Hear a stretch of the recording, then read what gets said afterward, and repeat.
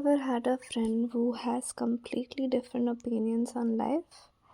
If so, how did you handle that?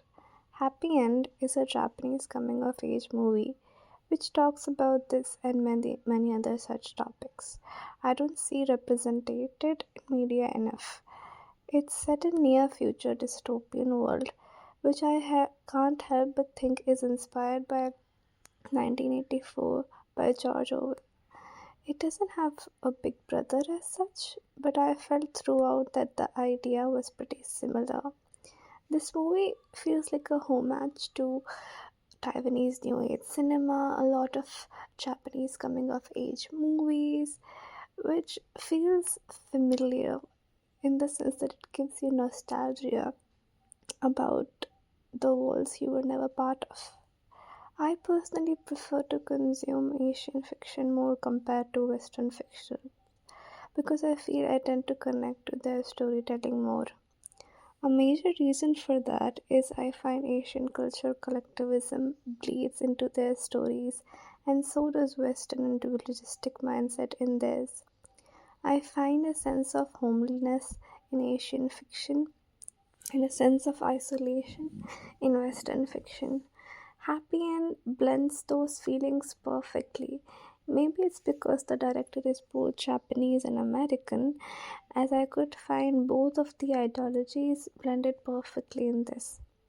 There is a sense of comfort as we watch these teenagers dynamic their everyday gimmicks, their treasured friendships, but there is isolation in the way they drift apart because of their different opinions. This movie speaks to you in such a personal and political way. You cannot look away. The two protagonist viewpoints are explained beautifully, and what makes them think that way is also portrayed. The movie wants us to think. It doesn't pick a side. You can see your way of thinking represented in any of the characters. I personally agree with Yuta's character.